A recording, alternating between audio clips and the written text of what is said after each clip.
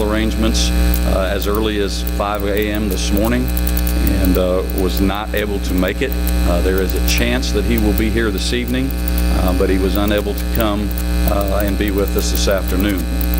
So we will be honoring the three gentlemen that are with us today, and we're going to have a very good time doing so. Every year I kind of come up here, and I hope my words are getting a little bit shorter as I sometimes ramble about this college and what it's meant to me and what it means to my staff and what it means to our student athletes. I see many of our student athletes, support staff, athletic training staff that are here today. And every year that this goes by, I think of the importance of those young people being here and listening to the stories of those that are going to get inducted today. Because those stories, for lack of better words, tell a very rich and generous story in and of itself. The experiences that I experienced here as a student athlete and that two of our candidates experienced here as a student athlete, and one of our inductees today, his experience with the college as a whole, speaks volumes about the kind of place you're sitting in this afternoon. What makes Barton special is people. Why I wanted to continue my professional career here is because of the people. And I see so many of those people sitting out here today. So many of the family members of our inductees, friends of inductees. I've always said that you're only as good as those people you surround yourself with. And that's obviously your family, your friends, and your coworkers. And to me, the people of Barton, whether it's contributors, whether it's coaches, whether it's faculty, whether it's cafeteria staff, whether it's the custodians, whether it's student managers, we could go on and on and on. We take great pride here in our people and how we treat people and the experience that those folks leave here with. And I think that all of the young folks here today, our student athletes, will get a clear picture of just what I'm talking about. The heartfelt feelings that I get listening to this ceremony every year makes me a firm believer in this college and why I'm here and what I'm truly here for. And that's the development of our student athletes and the experience that we wish they have here and as they continue on beyond here. That's very important to me and has been very important to our committee as we select the inductees each and every year, is not only what they did at Barton, what they've done for Barton, but what they've done beyond Barton. And I think that's indicative of our first candidate who's going to be presented today, is the fact that he's a hometown boy from Great Bend, Kansas. His experiences at Barton as a student athlete, his experiences at Barton as a coach, and moreover, his experiences as a professional and what he's done in his life, what he's taken from Great Bend and what he's taken from Barton and beyond, and how he's continued to build his career, and most importantly, in my mind, as we selected the candidates for this year, all of those that he has affected in such a positive way, in my mind and in my hope, because of the experience that he had here, just like I did as a young man. And so I couldn't be prouder, I couldn't be more pleased to introduce our first presenter of the day, who will present our first inductee of the day, Mr. Curtis Hammeke. Ladies and gentlemen, please welcome presenter Steve Webster.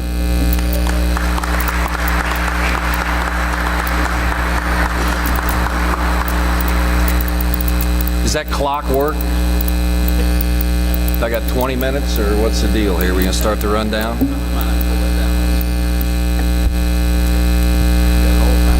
Okay, good. Trevor mentioned that some of the stories that are told here are for the young people. I hope that that's still the case after I get done today.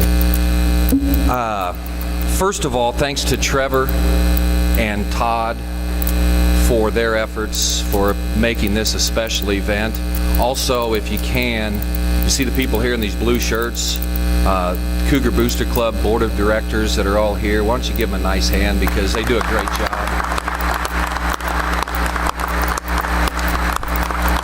Except you, Cole. Just kidding. Also, before I get started here, congratulations to our inductees today. Also, if there's any former, I see there are some people here today that are already Hall of Fame members. And congratulations in advance to future Barton Sports Hall of Fame members. I see a few of them in the crowd. I see one there. I see one there. Can't wait to be here when you guys are inducted. But I'm here today to present on behalf of Curtis Hammeke. I first met Curtis in 1987, 88. I became the play-by-play voice for the Barton Cougars. And I can tell you, I loved Curtis Hammeke from the start.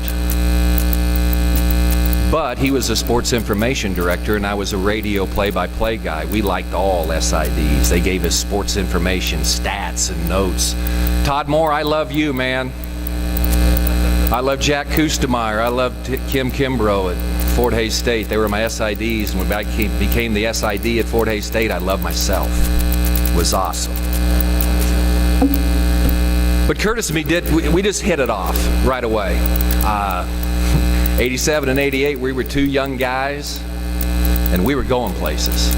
We didn't know where we were going, but we were driven to get somewhere, and we were going to enjoy the trip while we were making the journey. I saw Curtis's leadership skills early develop. It was like a flower blooming when he was the sports information director, and he would tell a current Barton Hall of Famer, Steve Johnson, to make sure that I had a hot dog before every home broadcast. And he did it. And he brought condiments and sometimes chips, maybe popcorn. That was all because of Curtis Hammeke. Wish Steve Johnson was here today. As an SID, Curtis was good. And you could see him developing the skills that he uses now, because you always, as a sports information director, an athletic director, administrator, you've got a lot of things, different things going on. You can't focus really on one thing. He worked well with all the coaches. And at that time, Dan McGovern was our men's basketball coach, Jerry McCarty. It's great to see you here today, Jerry. Great guys, but they had top 10 programs. They were rolling. So they wanted to make sure that their program was publicized, and he was taking care of them. But Curtis also took care of all the other coaches and all the other sports that were taking place, because I know there's a lot of coaches in here, and you know that your program is the most important one at the entire school. And Curtis understood that. He took care of all the coaches and did what he could to make their programs as important as any other programs at the school. I was also impressed that he was able to deal with Mike Warren at the time. Mike scared me, because when I was at Pratt, that was my hometown. Mike was the baseball coach there, and I didn't really deal that much with him, but man, he played on the best slow pitch softball team there was in the area, the Pratt Merchants. I was on the up and coming team. We were on Becker Roofing, but we never could beat him. And there'd be Mike Warren, had the best double play combination with the Model Mog. And Mike, you know, he's a big Emporia State University stud. His shirt would slide into his double knit coach's shorts, white socks, white shoes, a batting glove out of his back pocket, long flowing hair beneath his hat. He looked like Robin Yount. I was scared of him. He intimidated me. And Curtis was working with him, man. I mean, he was an assistant coach under him. I said, man, Curtis got to be pretty good. Curtis was very organized. I mean, as far as back then, they didn't have stat programs. Of course, they didn't have the internet either, thank goodness, at that time. So there were no stats stats that were available at basketball games, baseball games. You had to do it all by hand. Of course, he had the first ever edition of the human stat man. That was Larry Zinn, which was a big plus in his case. But he had to compile all the stats by hand. And he'd always have them ready, big long spreadsheets, and it had all the stats I needed to do what I needed to do.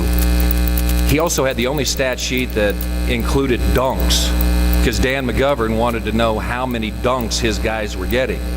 And at that time, he had Kenny Williams and Jackie Jones, and there were a lot of dunks. But you do basketball games, that's the only stat. I never heard anyone else do this. He's averaging 22 points, 11 rebounds, and 4.8 dunks a game. It was on Curtis Hammeke's stat sheet. We became good friends, I think, through travel. SID traveled with the radio guy. We'd get the blue car out at KVGB, had the magnetic signs on it. Woohoo! Priest had come down, bless the car, and we'd go out and pray to God we got home that night. But when you traveled with Kurt, we just hit it off. I mean, we didn't have the radio on. We just talk. We'd talk about our families. We'd talk about what we wanted to do. We'd talk about the game that night. We'd talk about how good we were in high school and college. So the miles just passed away. I remember a trip we went to. It was a weekday game. La Junta, Colorado. Ah, yeah, good old Otero on a Tuesday night. But when you traveled then, you didn't have like a company credit card. You always had to get a cash advance if you could get it, or spend your own money. And I had the valuable Phillips 66 credit card.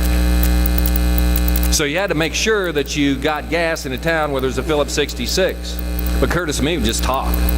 We were going to Otero and blew right through Lamar. And then I said, hey, you want to go up to St. Martin or John Martin Reservoir? It's a big lake up there. They got a dam spillway. Now, we always left like 7 hours early. Want to make sure we got to the game on time.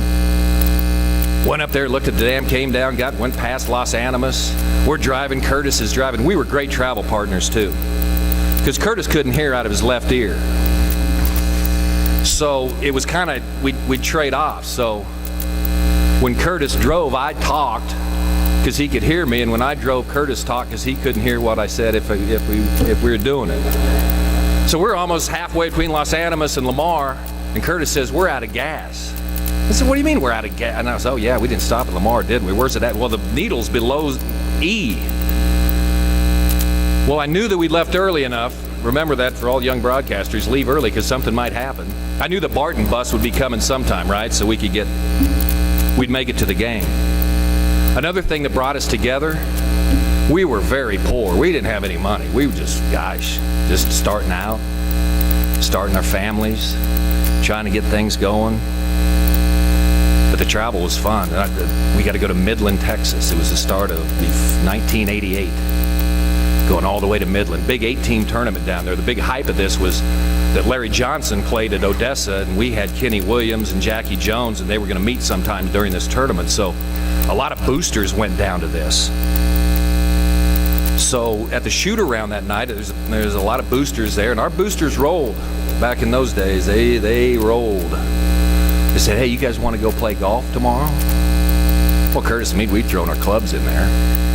Thought we'd find a driving range or some little muni course. So yeah, we'll go play golf. I think we're in Larry Zinn's car. I don't know. It was huge. I felt like the president driving down the road in that thing. So if you've ever been down there, you think Western Kansas is flat?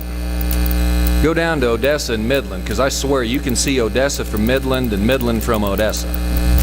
And we're driving down, and everything's brown. There's sagebrush, and there's road runners all over the place. And we turn in, and it looks like an oasis is where we're going. This green in between all this brown. I said, well, I guess that's where we're playing country. I started to get concerned because we drove up, and there's a gate you had to go through just to get in. And I'm thinking, well, okay, this ought to be kind of neat. So it's like we were in Dubai. We're driving down the road. And then we come driving up to the clubhouse. These valets are coming out to get our golf clubs. I said, okay, don't know about this. They get in Larry Zinn's bag like a PGA Tour. I mean, two guys have to carry it out. They dig in the trunk, get Curtis's old dilapidated bag, drag it out, look down at it, and that guy said, I didn't know Chi-Chi Rodriguez had irons. He didn't look close enough because he also had a Billy Casper 7-iron in there. Then they grabbed my bag out and like golf balls go rolling down because a mouse had ate through the pouch of my golf bag. It was like Mom, Pa Kettle being in New York. And then it hit me. I said, wonder how much it is to play golf here. Because I had a little bit of money. It's for food, right? I didn't know I was going to go play golf at, Riviera Country Club. Well, they take our clubs and move it in. We go in there. I don't know how much it was. I know it wasn't over 100, but I know it was more than 80.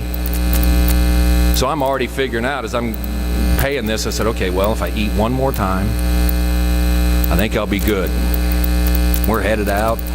The guy yells at Curtis, "Hey, you got to have a collared shirt to play here."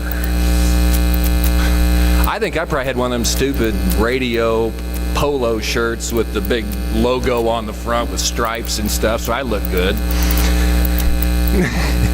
And Curtis said, well, I don't have anything else to wear. So, well, we got some great stuff in Pro Shop. Yeah, where the sale rack starts at $100. And then Curtis started to think, well, okay, if I eat one more time, I won't be able to get out of here. So Curtis comes back out. I mean, he looks like he's in GQ magazine. We're going to go play some golf. But it is hard to play golf when all you're worried about is how you're going to get home. And I think we're playing with Larry Zinn. Richard Fimple there's a whole bunch of guys that went, but Rufus Fimple, okay. Rufus Fimple. Every shot he took was right down the middle. Larry, he's a pretty good golfer. Curtis could hit it a long way, but it was left and it was right. And I just dribble it off the box. I don't know if you played bad golf before on a day, but nothing's worse than bad golf if you don't know how you're going to pay for the rest of the weekend.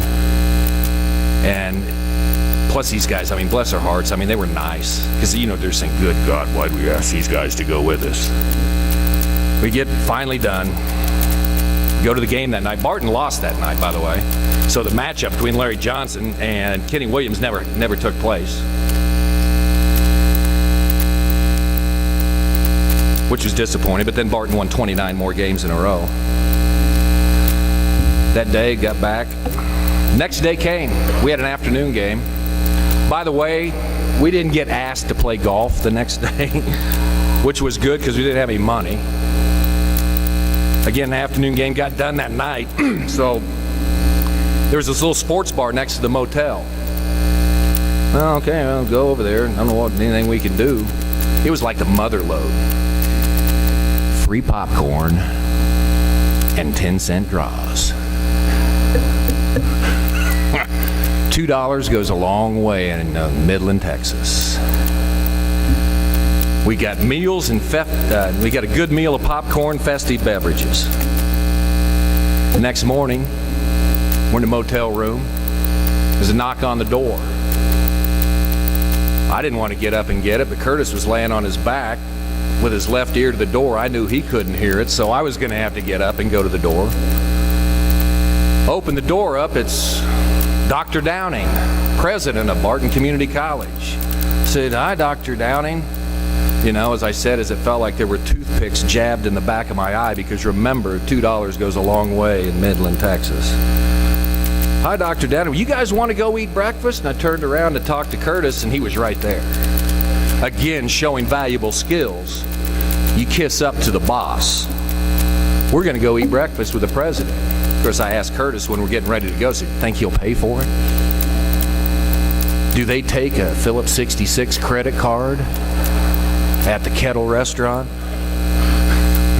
Thank God he did. Oh.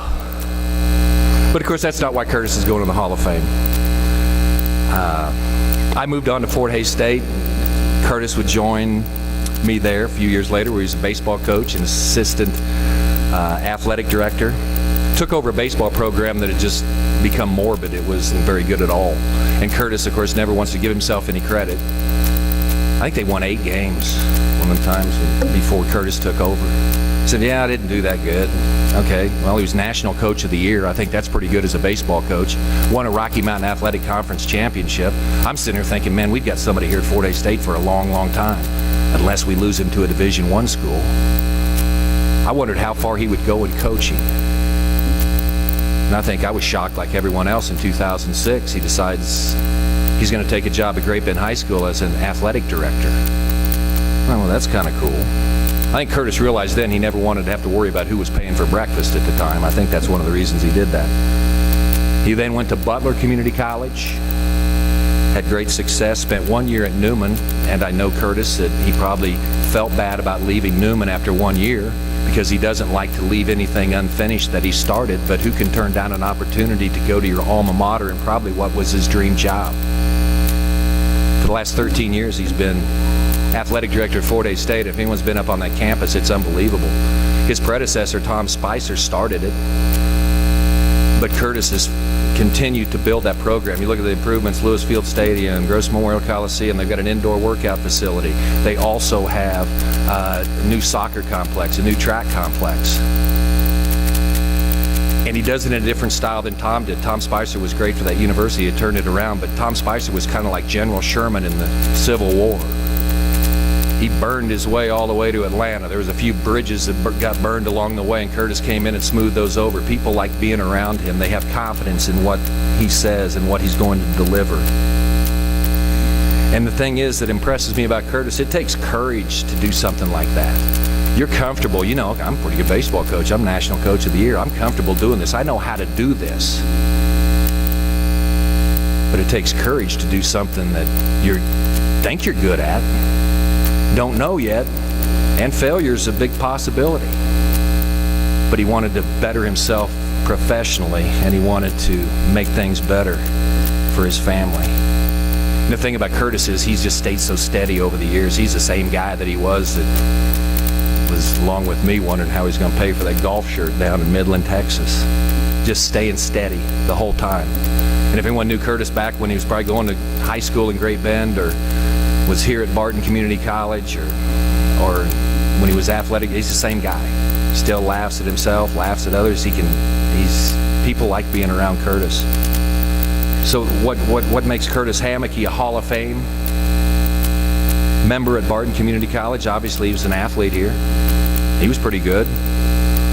Probably didn't put up the numbers that he would want. He'll tell you, well, I wasn't that good. And he was hurt his sophomore year, went on to Fort Hays State, did some nice things as a pitcher. And he was part of the illustrious Hammeke family, which if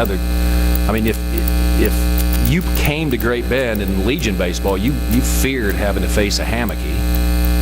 Now, he always says his brother, Colin, was better, but I never got to see him because when we came to play Great Bend, we always saw like their 7th or 8th starter, so we didn't get to see the Hammeke stud.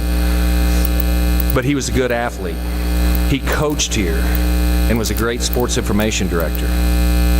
He's a local kid that did great. Someone from Great Bend right here at Barton Community College. He's a great dad. He's got a great wife. I love it when you smile. There it is. And the thing is, he makes us proud that we can call him one of our own. And that's what being in the Hall of Fame is. I mean, yeah, Curtis Hammeke, he's up there at Fort Hays State. Look at all that stuff he's doing up there. That Tiger Park, yeah, but you know what? He went to high school here. He went to Barton Community College. He worked here. He remembers what he shows everyone else what someone can do when they start their career at Barton Community College. And one of the things when you get older, you find yourself saying, when you're younger, somebody gets a big award, and you say, well, congratulations, nice job. When you get older, you end up saying, well, I'm proud of you. Great job. Well, today, I am very, very proud of my friend, Curtis Hammeke, and I hope you're proud of him too, because he is very deserving, and let's welcome him into the Barton Sports Hall of Fame.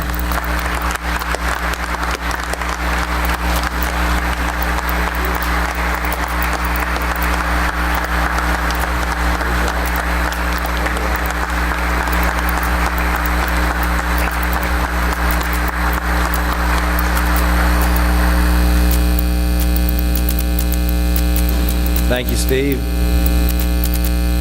I think the first thing I'd like to say in reaction to initial comments here today was to something, I don't think the bathroom's anywhere near as easy to find as Trevor made it sound. We found that out right away.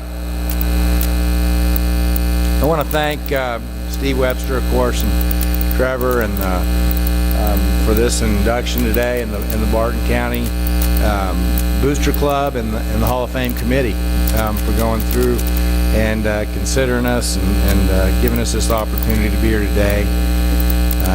This place is very special to me. I've obviously going back a long time, but I agree with Trevor, being an athletic director myself for a whole bunch of years now, holding an event such as this, either at Butler County for about 5 years and now for about 13 years at Fort Hays. I always start that ceremony much like Trevor just did today, and I got to echo those thoughts. I always say this is without a doubt my favorite day of the year as an athletic director. Now today it's a little bit different for me because I'm on the other end of that deal, but the reason it's my favorite day is because having a Hall of Fame induction ceremony gives us a great opportunity to recognize somebody who's done some neat things, maybe sometimes some great things, and it's neat to see them and their families. Sometimes we get to see them cry. Sometimes we see a lot of emotion. Hopefully that don't happen to me. But sometimes we get to see that emotion in those people and sometimes it's grown men and women that I think it's as a result of experiencing something with their family and their friends and those who are around them, of a group of people saying, hey, we remember what you did. We know what you do. We're aware of that. But I always leave there at the same time with the feeling that while this is really cool for the 5 or 6 people that we're doing it for today,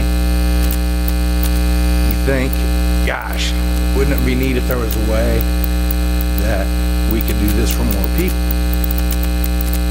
Because there's a whole lot of Hall of Famers, very deserving Hall of Famers, sitting around this room, going to be out here at the basketball game tonight, working in town right now. And it's just us acknowledging that they need that. You know, everybody needs that little shot in the arm, a little word of encouragement. But for us to take note, like I said, some of us who are in more public positions sometimes end up receiving this type of recognition publicly. But I think it's important that all of us, you know, as we leave here today, make a concerted effort to point out to those that we know who are Hall of Famers in our lives and in just their day-to-day actions that will never be recognized publicly. So again, I want to thank the committee for giving me this opportunity today, and I want to thank our other, my family. And I start with Annette, my wife, who going through a career in athletics is very challenging, but she has been there by my side through a number of years and a number of moves and relocations for our family, a lot of big decisions that we've made. But through our faith and our time together, she's stayed with me by my side and made all that possible. So thanks, Annette. I also want to join Steve in congratulating our other inductees today on their great accomplishment. As I'm well aware, theirs are a long way surpassed my credentials.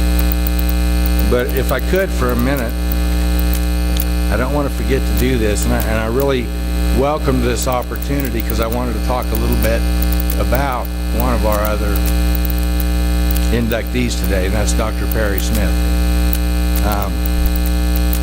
You know, these are neat things that we recognize as they relate to athletics, and we're all excited about that, and it's fun.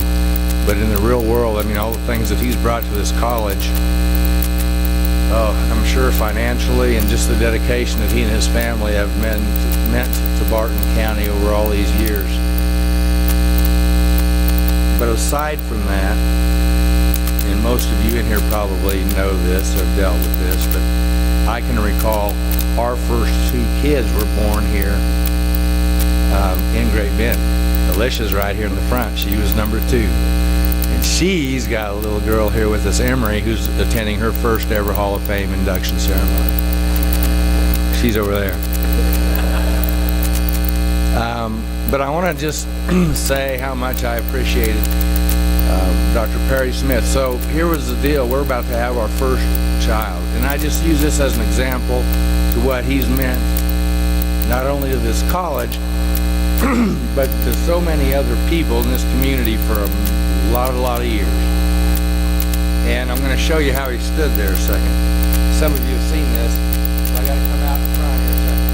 So when you were worried about something, and he'd come in to see you, he would lean against this counter. Right? Anybody seen that? So Annette and I are about to have our first child, and we're nervous and scared about all the things that, you know, go along with that and the uncertainty of it all. And you were in one little room out there at the hospital, and he was making his rounds, so you knew he was just zipping down the hall. And meanwhile, we're sitting in there nervously waiting for him to get there, and whatever we may or may not have had going wrong, we wanted to talk to him about. We were scared. And pretty soon, here he come popping in. Do like I just did there a minute ago. He'd lean against that counter and fold his arms, and we're kind of asking him questions, and he just could not have looked any calmer. And this was all okay. Everything was okay. He was Mr. Calm, and he felt like he was with you for about an hour, but he was there about 5 minutes, and on to the next room. We feel better. And it was like this tremendous talent that he has to make you feel like you are the most important person in the world. That's what he brings. And so whatever this accolade means as a Hall of Famer to Barton County, much beyond that in his profession and what he's meant to so many for many years. Perry Smith.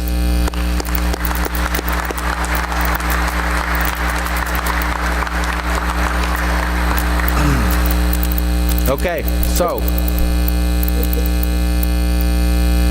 thanks, Don and Chris Bickle, for being here from Hayes America today.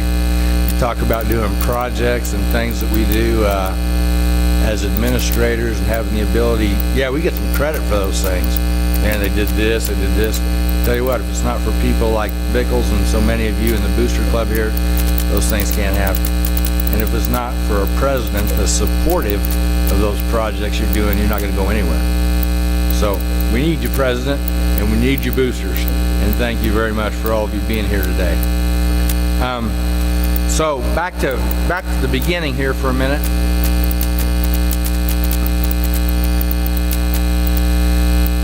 You know, I didn't have any plans of going to school. My mom and dad, Norman and Jolie and Hammeke, who are passed away, we had 9 kids. And I really didn't have any intention of going to college. I didn't really know. I mean, I just really wanted to play baseball a little bit longer. So I was child number 8. I came to Barton County, not necessarily seeking an education. Sorry about that for our students back there. But at first, later it became serious, but not necessarily initially. Just wanted a little more baseball time. But you know, I look at athletics that way frequently. It's a pretty good carrot to get people close to a degree. Then they got to finish it. But so I came out here. We had a really good team my freshman year. Leon Cox and Ted Gardner were the coaches here. We won the Jayhawk Conference. Lost. We did not win the tournament. That was a great team, great experience. Had a lot of fun with that. Those were great years looking back. As Steve alluded to, you know, Colin had some arm issues. My brother Colin. I have to say this here today. You know, I'm the one standing up here, but that guy was the dominant player of our family. So we grew up watching him mow people down. He was a dominant pitcher, and anybody in Great Bend at that time frame growing up knew what it was like. Those 5-inning games you played in like 6th grade. Let's see, 5 times 3, yeah. 15 strikeouts, those type of deals, the performances he would have all the way up. But Colin couldn't hit. That was the deal. So, when my dad never went to our games. So the deal was we'd have to give him the story when we get home. And Colin would always just massacre the other team. But Dad, being ruthless as he was, would always just kind of almost disregard this pitching performances and say, yeah, but did you get any hits? And of course, the answer was always no, till one day that punchline came and Dad said, yeah, but did you get any hits? And Colin said, no, but I hit one really long foul ball. But Colin was a star. And we played a lot of ball together growing up, and thanks for being here, Colin. But anyway, that all went by, and I went and played at Fort Hays and all that, and those were fun years for me, and I had a lot of good experiences with those teammates. But I don't need to bore you here today with that. So I'm going to get back to what happened here. So I get done playing, and I had one job in my life that I wanted, and it was my dream job. Steve mentioned Fort Hays, AD maybe being my dream job. No. That wasn't no dream job. I just stumbled into that thing. My dream job was this job with Mike Warren. I wanted to be the assistant baseball coach at Barton County, and I had my eyes on that, and so it did finally come open, and I got an opportunity somehow to come here. And so I got here and I was working with Mike. Now, there's a catch, as we tell young people in our profession these days. You can't just be a coach. Now, you got to do something else. You got to be sports information director. You got to sell hot dogs or popcorn. You got to do something else. So there's a tremendous price to pay to get the chance to coach. So here at Sports Information, which I did love, and I got to say real quickly while I'm talking about Barton County, another gentleman who's not here today that made a big impact on my life early on, and that was Dick Wade. Many of you remember Dick Wade, but he was, I don't even know what his job was. He worked in the president's office, but he was in communications and public relations, and he taught me a lot on that side of things. And great guy.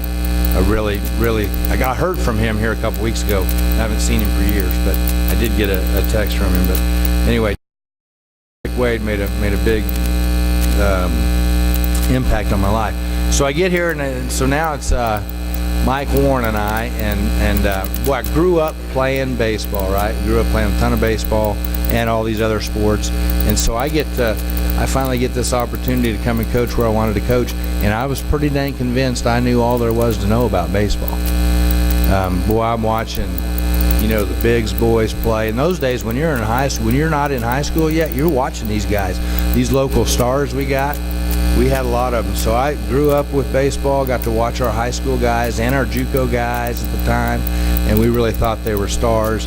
But I was convinced in my own mind that I knew all there was to know about baseball, because I did it my whole life. So I get here to this job with Mike Warren, and it's not long before I realize that I didn't know all there was to know about baseball. He did. I mean, there's a whole nother level that most of the world has no idea is going on in baseball. And Mike Warren showed that to me, and he's I would say, bar none, the most knowledgeable, outstanding baseball coach that we've probably had in the state of Kansas. Mike Warren is, and a year ago he went into the Kansas Baseball Hall of Fame. But I mean, you're not going to find anybody more knowledgeable about the game of baseball than Mike Warren. And you see his descendants throughout the baseball world, and they run rampant. So I mean, Mike, thank you for everything that you taught me, but you opened up my eyes to a whole new level of the intricacies of the game that go on, and then to carry that forward with me was fantastic. So I loved him up there for a second because I'm going to punish him now. And so what we did was, here's how a day went when I worked here at Barton County. I'd come in pretty early in the morning, probably 7, because I had all this sports information stuff to do. Sometime later than that, Mike would come in, but he had to walk by his office, or walk by my office to go to his office. Now, my office was the sports information office up here, but it had gauges on the wall and stuff. It was like a boiler room or something. but that's what they turned into the sports information. I always tried to figure out a way to cover those up, but I couldn't get it done. Is that still up there? I have to go look after a while. Anyway, Mike would come by, and he'd stick his head in my door on his way by, and every morning it started like this. We need to, and then the ... And so he'd rattle off a list of, we need to do this or that and that. It took me about 6 months to finally realize that I was we. My name was Wee Hammeke. So I finally figured that out. I'm doing all these things, and for a while, for 3 or 4 years, I'm thinking, and I confessed this to Mike one day. I did, so I can say this publicly. I was thinking to myself, what's he doing? God, I'm doing everything. Okay, so then, so many years later, I'm up at Fort Hays and I take this head job position, and I'm not there 6 months, and I'm thinking, now I know what he was doing. And I called him and I said, Mike, I gotta apologize. Gotta apologize to you. I learned what you were doing all those times when I thought you were doing nothing. So, one other Mike story, which he promised me. He said, don't you? He didn't ask me to promise. He just said, if you ever tell anybody this story, I'm gonna kill you. So I may need some help keeping him off me after I tell this story. So this outfield fence out here at the baseball field, we used to be at Veterans Park. So Mike built that fence. I mean, he built it. And now I was with him. And we grabbed a few kids once in a while to build it. But one morning, while we're in the left field corner, and I can picture it. All these things I can't remember, I can picture this one. But we're out here in the very left field corner, going to hang some boards. It's a wet morning. It's damp and it's been sprinkling. The wood's wet, and we're going to start hanging boards across the left field corner. So Mike's out there. He's got the screw gun. It's just him and I. And he says, God, I don't know if this wood's too wet or what. I can't get this screw is not going in. It ain't going in. And I'm like, well, yeah, I guess if wood's wet, maybe it doesn't screw in very easy. So here, you try it. So he hands me the screw gun with that screw in there, and there's a little knob on there, you know, and so I flip it. I think it had something to do with forward and reverse, and I push that deal and go bzzz, and that first one shoots right in, and I look up at Mike, and him and I's eyes latch for a second, and he says, don't you ever tell anybody that story.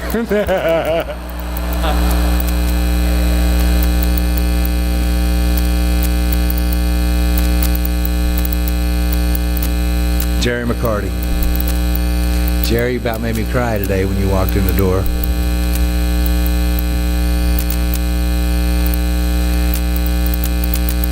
Jerry's Andy Griffith to me. Andy Griffith is how I've usually described him. I mean, he's good as gold. And he was the athletic director here when I was in that first little position there and that type of thing. So he meant a lot to all of us, taught us all a lot, and I'll just drop one quick Jerry McCarty story on you, because, you know, mostly all you can do with Jerry is just say, wow, what a great role model, what a great guy. He told me one time, he goes, I don't know about this athletic director position, you know, he's doing like that. He says, I think the best job I ever had was teaching wood shop and coaching girls basketball at Hope High School. And I thought, yeah, why do we keep climbing? Just stay there. But, so Jerry lived out here in this A-frame house, as most of you know, across the hill. And one morning, he calls me. I'm at work here, and he says, hey, Curtis, you got a rifle? I said, yeah. Not with me, I'm in the office. He goes, well, I'm out here at my house, and there is a rabid skunk between my front door and my pickup. I was wondering if you'd bring that rifle out here and shoot him. Just what your boss, just a normal request from your boss. Okay? So I run into town, I get my 22, and I come back out here. Sure enough, there he is. He's sitting there, he's foaming at the mouth, makes a little face at me. Want to see how he looked, Alicia? I stand up on the back of Jerry's pickup, and he had foam coming out of his mouth, and I aimed that rifle at that stupid skunk, and the split second I pulled that trigger, I got the most ungodly smell I've ever smelled in my life. Now, I know what skunks smell like when they lay on the side of the road, and when you drive down the highway. That wasn't what this smelled like. Was it, Jerry? No. It was nasty. But it almost made me get sick. I never smelled anything like that. So to this day, I don't know if skunks just stink, you know, when you get them really close up, if they smell like that, or if it's because it was sick. But it was disturbing. But thanks, Jerry, for letting me have that opportunity. And only for you.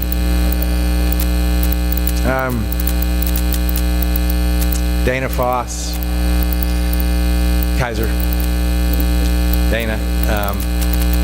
I imagine this gets mentioned out here frequently. I'd like to think so and hope so. But certainly she ran, and then Jerry may have been the athletic director in those years, but Dana for many years has run this athletic department, and we all know that and appreciated that, and you know, we had a lot of fun. we got to share a lot of stories and have a lot of fun, and Dana was right in the middle of all that, and you know, and on the same dang row of seats, here you got Lana Wolf, who runs Great Bend High School, and both those two I got to work around for a period of time, and the two of the best you'll ever see anywhere. And wow, good to have you here too, Lana. You're awesome. So, you know, that was my four people here, with obviously many of them, but Jerry and Mike and Dana and Dick Wade at that time, let alone our coaches. That was how it went for me. So that was my experience at Barton County. Like I said, this was my dream job.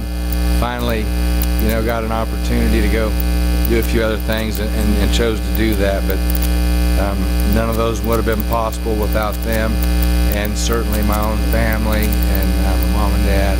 I want to thank my brother Mike and wife Becky, Colin, and Lori, Ralph, Joe, my brother Joe, Abigail, Colin's daughter, of course Lishy's here, Annette, my sister June, and my other sister in the back row there, Colleen. My son-in-law, Keegan, is over there riding herd on Emery, the mouse. And I thank you guys all for being here for me, because something that Steve said initially was, you know, we're only as good as those who surround us, or we have around us. And if that's the case, I'm pretty dang good, judging with this group of people that we have around us. You guys have made that possible.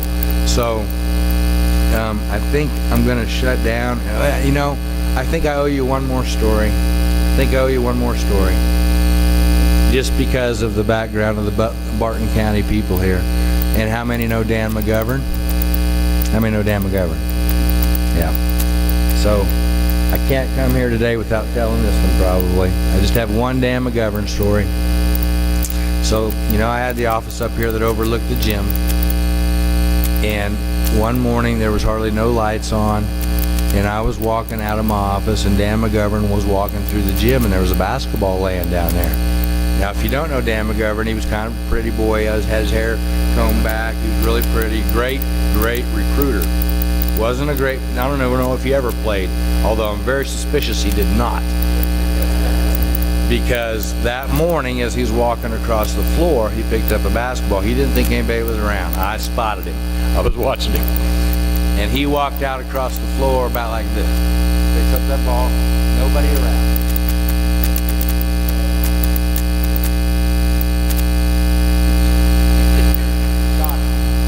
Looked like a wrestler sheet. Anyway, he just threw a complete brick up there towards the goal, thinking no one was in the gym. I said, Dan, turn around and look. I said, don't ever let anybody see you do that again.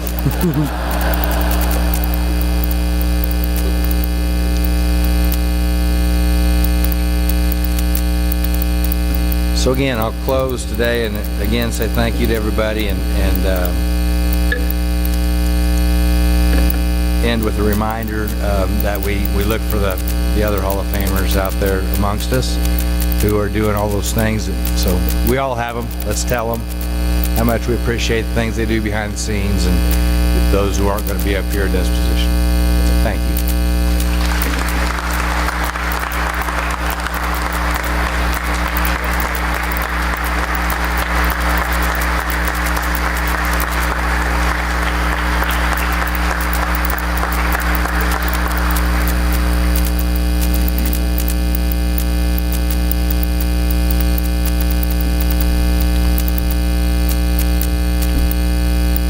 Great speeches, Steve and Curtis. The problem is they bring up a lot of things in those speeches, and I was really wishing I had a piece of paper and a pen back there to write all of them down, because you make some really good points that I'd like to feed off of and talk about, and as we went along there, I forget about half of them. But you know, I have one word here as we close with Curtis's induction, and that is success. I have that written in really, really big letters on some of the information that I have for myself on Curtis. And back to the young people that are in here, and really the old alike, who have all had successes on some levels. I love to see when we induct folks, not only what they've done here, but what they've done beyond here. And I hope that Barton was a small part of the success that you've had, because you've had a tremendous amount of success in everything that you've done as a coach and an administrator. So we have a very, very successful individual from right here in our own backyard going into the Hall of Fame today. And I too come from a pretty large family, and I didn't know how many of these folks were connected to you out here, and that is special to share. I'm glad that all of you were able to come today, and you were looking over here and looking over there, and so I'll probably miss some of them, but I'm glad you're here to share the day with Curtis, and hope you'll enjoy the rest of it. So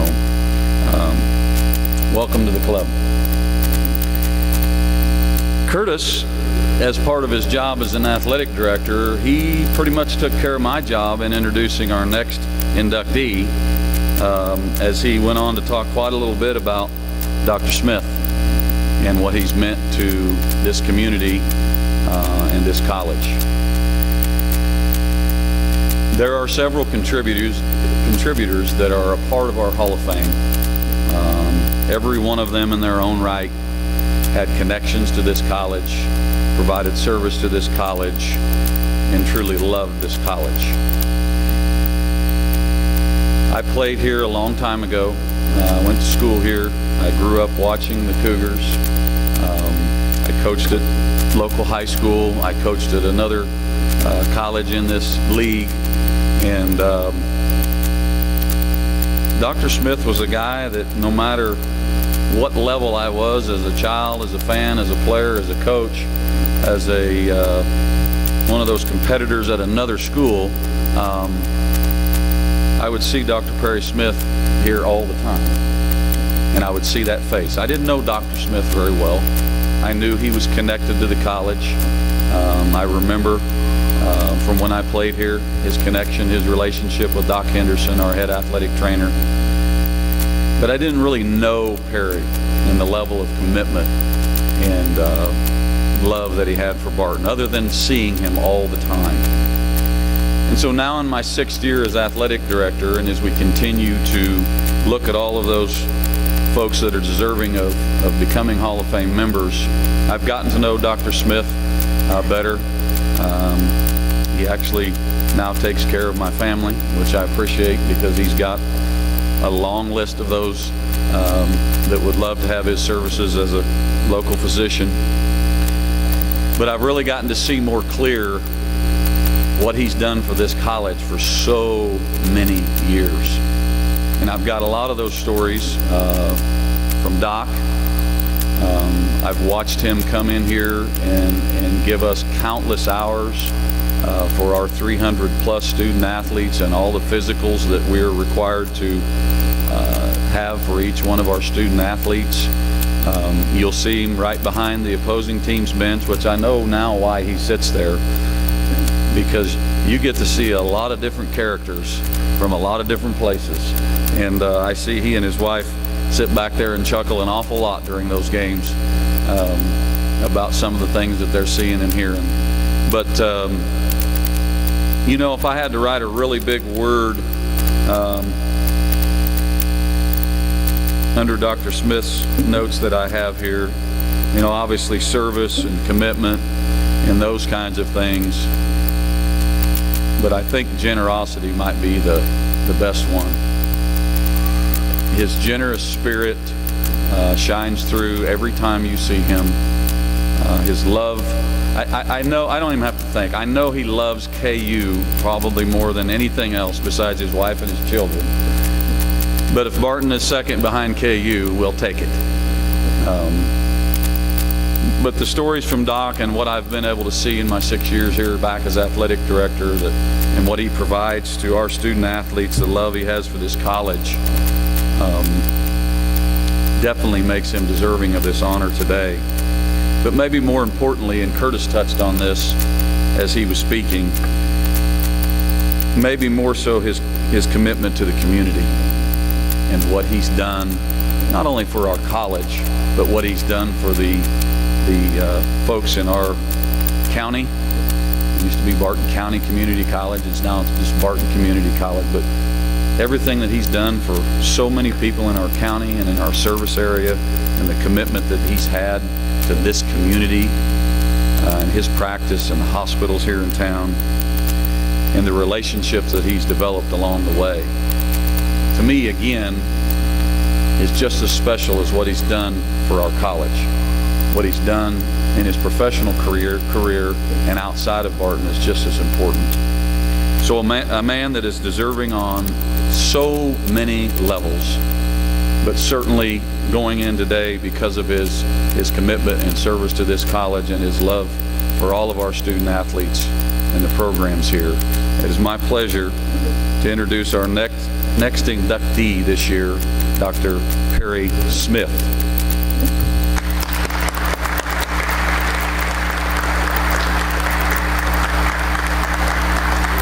Go ahead and stand up now, and we're going to stand up again. Ladies and gentlemen, I'd like to welcome Dr. Smith's presenter, someone that's fairly close to him. Would you please welcome Kelsey Perry?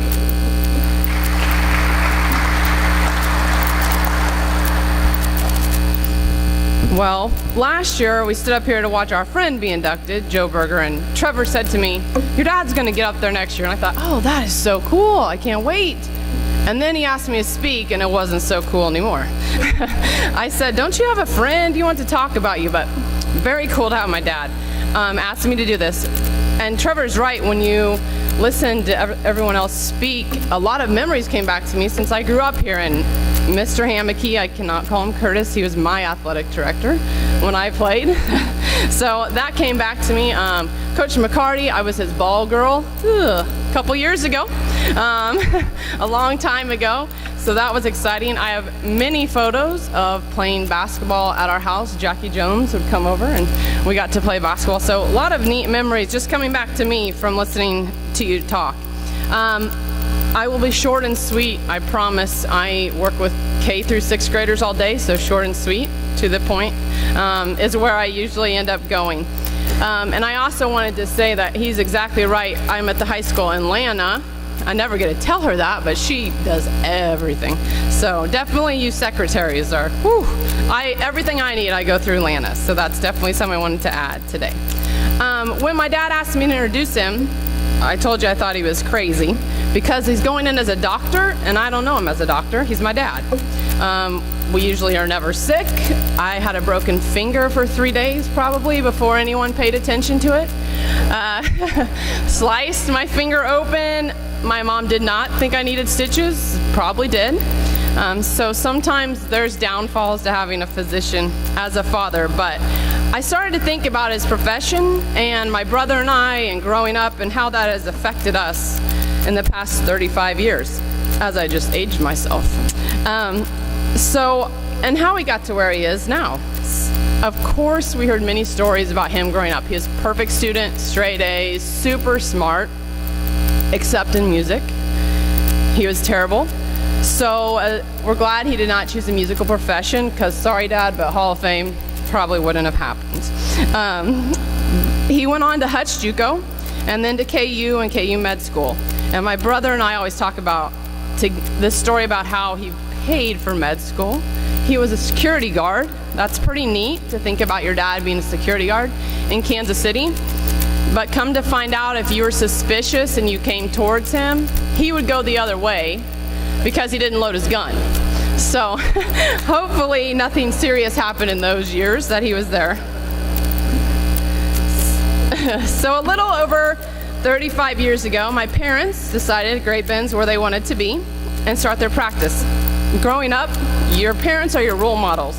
Sorry, I'm not gonna get emotional. Stop. So you don't understand the impact of what they do. They're just your parents. People would always ask me medical things growing up. Don't ever ask a doctor's child a medical thing. I couldn't even tell you what aspirin I take because I just take what my dad tells me to. We don't know anything. We don't understand their job. So I remember my earliest memory I was trying to think, Dad, was of you in the hospital. Was there's a toy ambulance I got to play with at the nurses station, and that was so cool. I had to be little tykes or little people when I was tiny, and I'm sure that was great babysitting when he would make rounds and see people in the hospital. I got to play in the nurses station.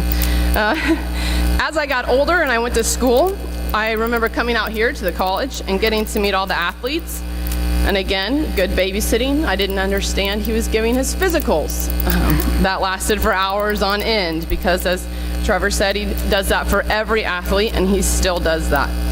My love for basketball, I believe, probably came because I was here watching the Cougars, being the ball girl.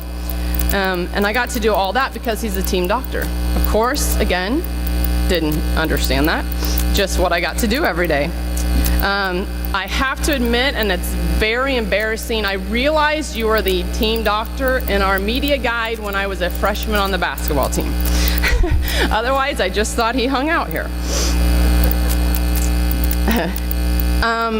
I do guess that a perk about having him as my dad and the team doctor was that when you have surgery, he's in the room with you, and I don't think he does that for most student athletes. So that was definitely a perk to my career here. So as an adult, I now understand the effect that he has had on his patients, and I actually told him after Mr. Hammeke talked that I didn't need to speak because you did it. That was good.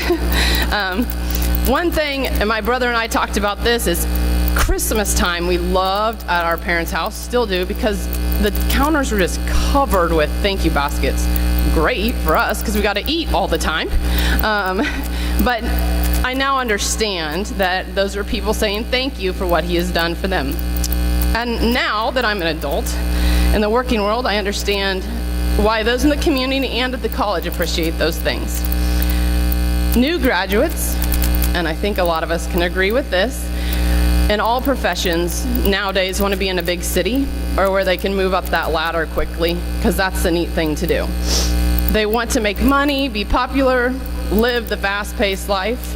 And in today's world, it's hard to find professionals that take a chance on a small community, get to know their patients personally, take time to build a practice, a new hospital, deliver my kids. Okay, done with that. And dedicate their time to a local community. People just don't do that anymore. They want to be at bigger places. As an adult now, I understand that people like that are hard to find. And I was not gonna cry.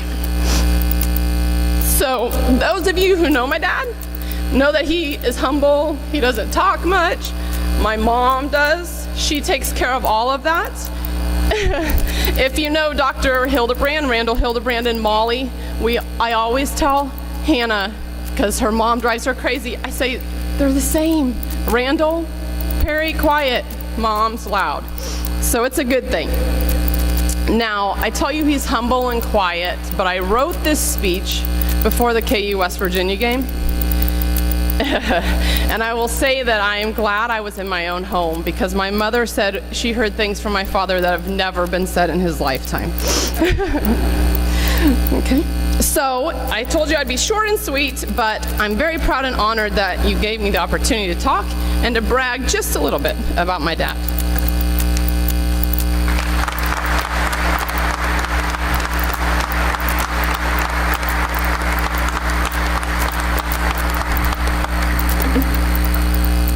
Wow, I wasn't real sure who she was talking about, but I'm sure glad it turned out to be me. Thanks, Kelsey. Love you. I want to thank Barton County Sports for this opportunity. To be inducted into the Hall of Fame is really a special thing for me, and I see all these people out here I've known for years, and especially people up here, and it's just been an unbelievable experience. And I see all these people out here that have either been in the Hall of Fame or have done other things, just like Curtis was saying. It means a whole lot to all of us to do that, not just from the college standpoint, but from the rest of what our lives mean to us and stuff on that. And now that I'm a member of one of these, this group, especially this austere group that's out here, I just am really humbled to be able to do that and stuff on it.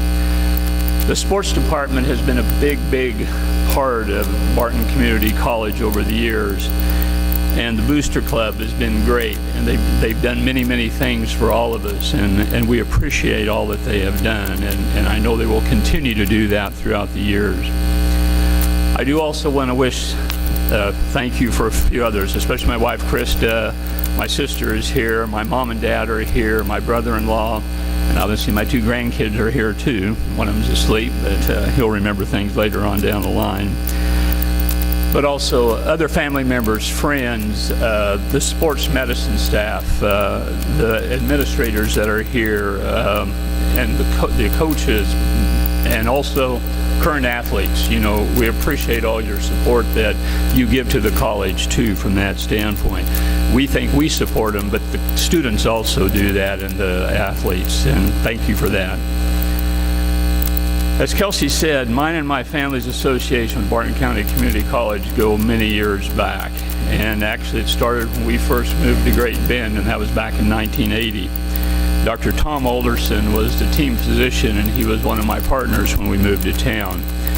And that first year, he asked us if we wanted to attend some of the Barton County basketball games, which we obviously did. Of course, living in Inman, Kansas, in that close proximity to Hutchinson, I was a pretty die-hard Hutchinson Community Junior College fan at that time. And after graduating from there in 1972, we supported them for some time. After moving to Great Bend, though, it didn't take long to change the allegiance to the Cougar Nation, and they've kind of been there ever since. But like Trevor said, KU is still probably number one in my heart. Kelsey attended her first basketball games at the college before she was 5 months old, coming to the basketball games, and sitting behind the bench was quite an experience. There are many coaches that have many attributes and disattributes, and sometimes we had to watch what was said around there frequently. Of course, when Mason came, he beat that quite a bit too. By 2 weeks, he'd attended the Thanksgiving Classic basketball game, so he beat Kelsey from that standpoint as far as basketball games were concerned. When Dr. Alderson left,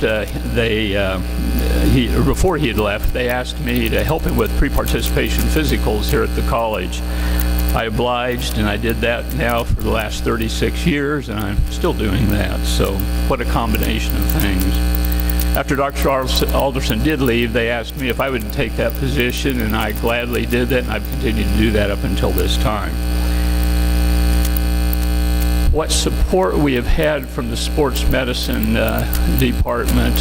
Ken Henderson, you're an exemplary trainer, and you've done a fantastic job with everything from the sports medicine trainers and from the associates that you have developed, and you are a great asset to the college, and we appreciate all that you have done from our standpoint. I've had other help too with other physicians. Dr. Chuck Keener has helped me with physicals. I need to recognize Drs. Flesky and Hildebrand because they have helped many times in the more advanced injuries, and without them we couldn't do the things that we do. I don't think Kathy Kotis is here, but she has also helped considerably, even though the college did steal her away from our practice. She's done great as a department head, but we do miss her and stuff on that. The other entity, Kathy Brock, who's actually the school nurse out here, does a great job with not just the students, but also all the student athletes and in their health care and delivery systems. It's been a pleasure to be able to meet and watch the gifted athletes that have come through this college. Curtis, you're one from that standpoint. And Lamont, you're here, and we enjoyed every minute that we watched you guys play. You made exciting things on the Cougar gym floor, on the opposing floor, at the national tournament. Chris and I were there, and we watched there in Hutchinson, and it wasn't quite the victory that we wanted, but it was a great experience from that standpoint. Seeing these Cougar athletes in the Olympics at the future college level, it's just a compliment to our coaches and our administration that they're able to develop these associations and bring these type of athletes to our school. And it's been a joy to watch those. And also athletic directors. Kurt, you're well deserving of this opportunity to be inducted into the Hall of Fame.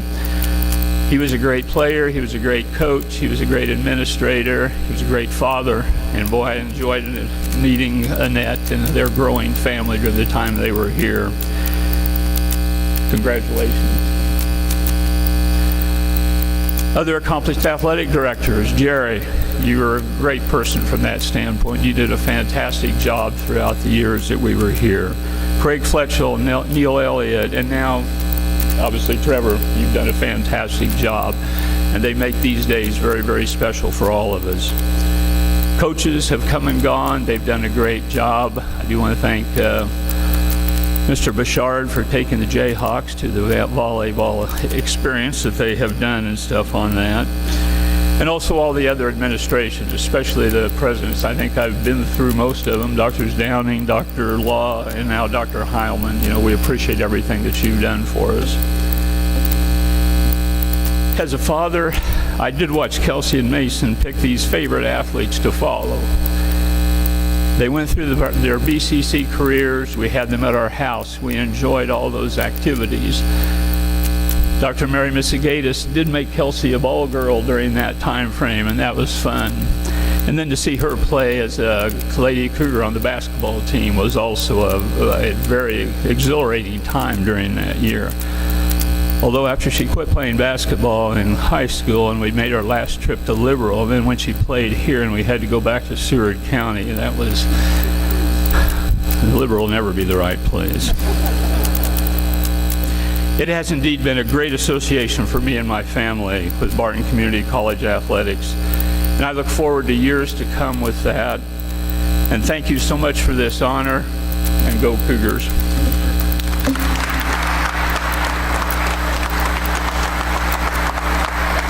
Congratulations, sir. Well deserving.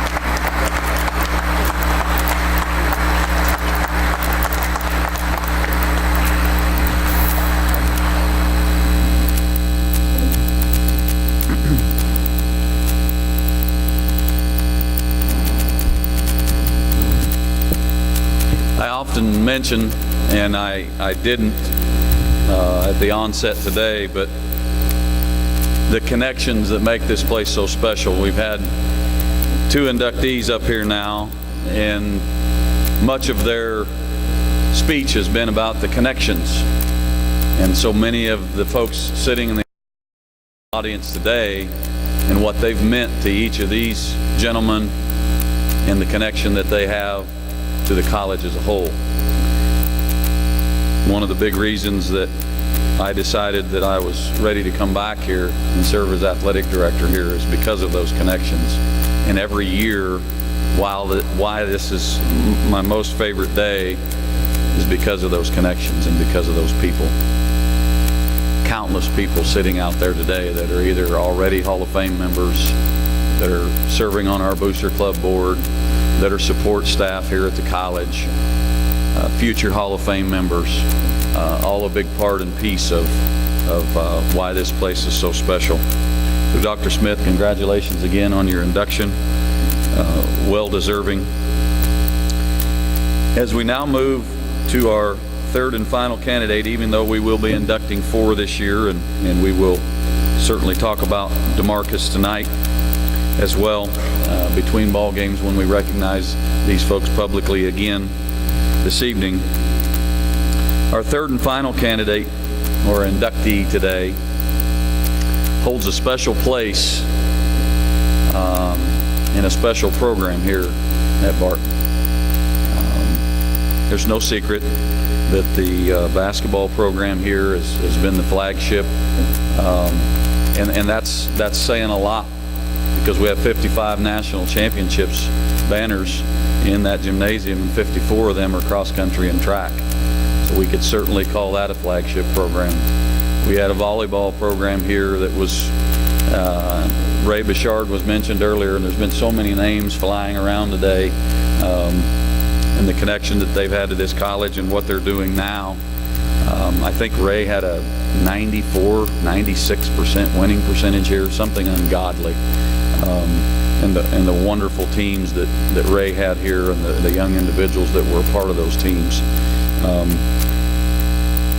But I found out in my 6 years back here, I knew it when I played here, and it's been that way for a long, long time. When you talk about Barton Community College athletics, you start with men's basketball.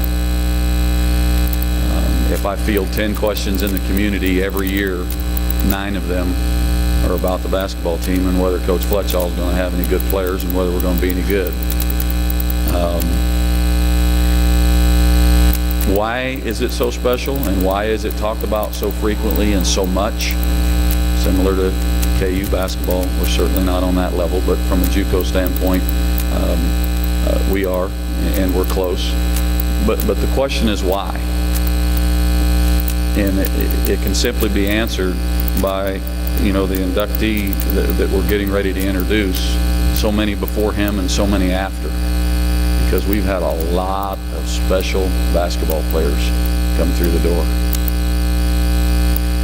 Male basketball players, female basketball players. We talk about Coach Bouchard, Coach McCarty making his second trip back to Great Bend in a month.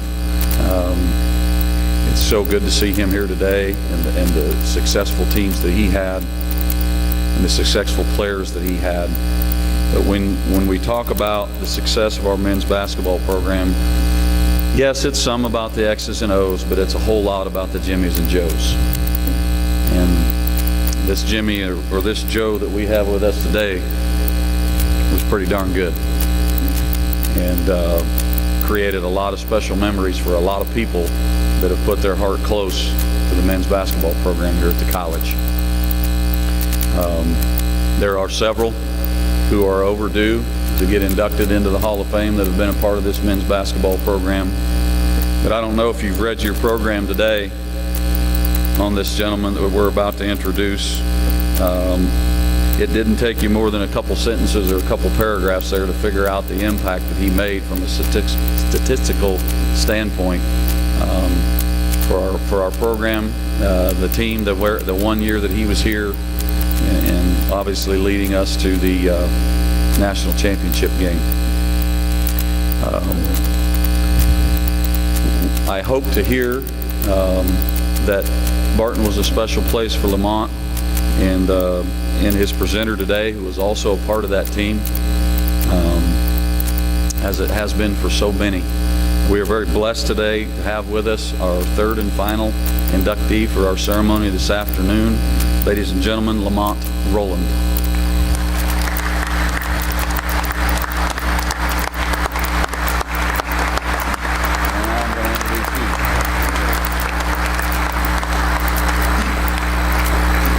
With us today, as I was watching the video back there and remembering his play as well as the presenter for Lamont, how about a warm welcome for one of our own again, former Cougar and Salina native, Mr. Greg Gibson.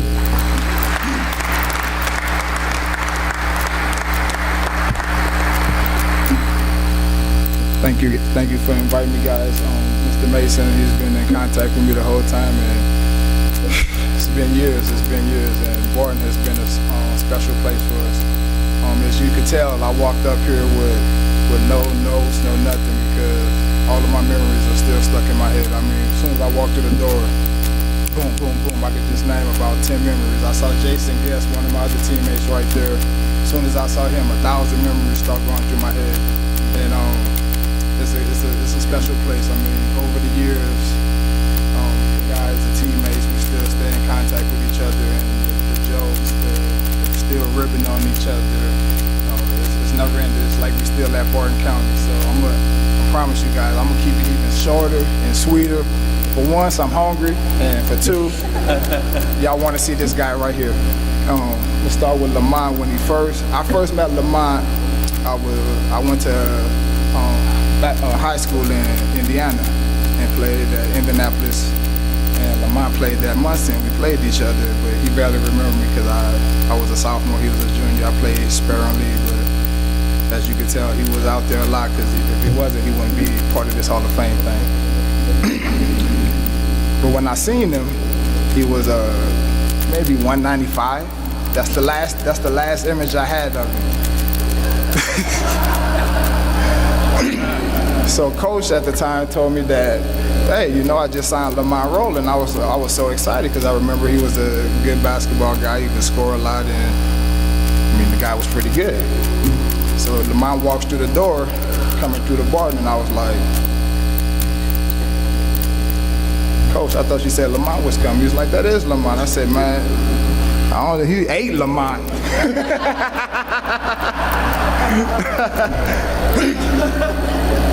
But I can't talk either. I was just as fat as he was.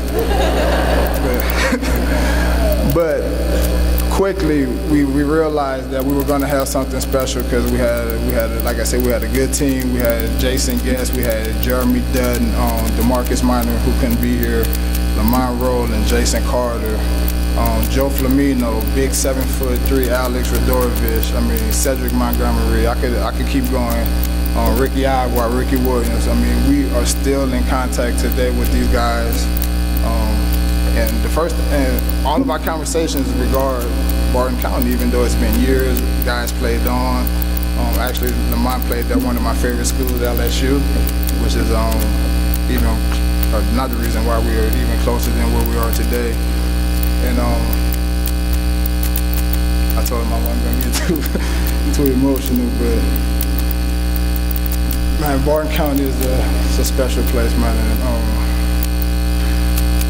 excuse me, guys. Just looking back at everybody, Miss Frost, Doc, man, you guys did so much for us. It was special. I mean, we was lost kids running around here with our heads off, just running around thinking we knew everything. We didn't know anything. We knew nothing. Like I said, I mentioned Doc. I'm gonna talk about Doc for a little bit before I get back to Lamont. Doc was a guy that he always had a conversation for. He always talked to me. I ended up coaching at Brown Mackey for a couple of years, and we would come back and play Barton. And seeing Doc over there on the sideline, we would spend time talking. And I don't think Doc know how much that meant to me, just sitting back and talking to him and reminiscing and everything. And it meant so much because it reminded me again of all of the conversations I still have with these guys today about Barton County. And Doc over there, just talking to him, just kind of made me feel at ease, because every time I walk in here, I still, as I'm nervous right now, I still get nervous because we had big crowds, we had big expectations, we knew what the tradition of the basketball program was, and it was just, we felt like it was just a pressure on us, but Doc would always talk to me, keep me calm, and like I said, when I came back to coach, he said, you know what, Greg? This is the most time you spent in this training room since you've been here, so that's a credit to Doc keeping me healthy. But But back to Lamont. Man, the times on the court, man, I appreciate it. I thought I came in here as a pretty good basketball player, but seeing this guy coming in, he was the MAC newcomer of the year. A lot of guys didn't know he transferred from Ball State University in Indiana, and he was the MAC newcomer of the year. So coming in, you know, coaches and athletic directors, excuse me, had a lot of expectations, but I didn't realize, again, the expectations that was going to be put on us. And we didn't really realize how good we were going to be because we were just a bunch of misfit kids from Kansas, Indiana, Baltimore, Ohio, just thrown together and expected to make this thing work. But I promise you, it probably took us about a week. We got on that track, we're running. And we had to make your times. The guards had to make them all in under 6 minutes. The big guys got a little bit leniency. They had to make it in under 7. Yes, is over there laughing because he knows where I'm going. Halfway through, this guy walks off. He's like, man, I'm not doing this. I'm not doing this, man. This is too much running. I came here to play basketball. Little did we know, the track coach at the time, he had all these Olympians on the team. So that's where we got the workout for the basketball conditioning. So we had to run these 100 sprints, we're running these miles. And I'm like, man, making 110 times in under 11 seconds. The world record is 9. I could give you about 2 or 3 and that's about it. I look over at Lamont, he's standing on the side. It's like, man, I came here to play basketball. I'm not on this track team. I'll see you guys on here. And at the time they had the little plexi floor, whatever they called it.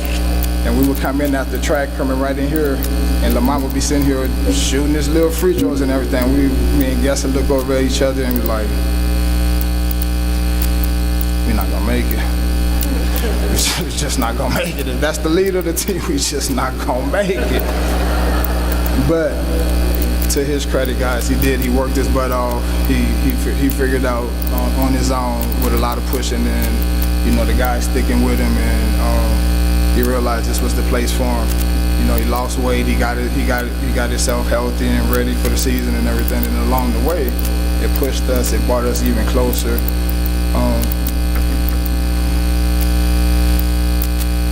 I come from a big family. I have 4 brothers, 2 sisters. Mom have 7 kids. And I don't have any older brothers. I'm the oldest in the oldest boy in the family. I have an older sister. So I never had a person, as far as my dad, to look up to as a brother figure. And Roland has definitely been that guy in my life that you can kind of look up to besides a family member, that big brother figure. And again, throughout the years, he's always been somebody I could just call to if I have problems. You know, I have kids, I have 2 boys, and he has kids of his own too. And he's always giving me advice on things, you know, how to raise them, you know, just different advice on what to say to kids, because my sons play sports too, and he tells me the different things on how to do it. And I don't give him enough credit on and thanking him enough about that. So thank you, Lamont. I want to thank you for that, man. I appreciate it. And guys, with no further ado, man, I would like to present Lamont Roland.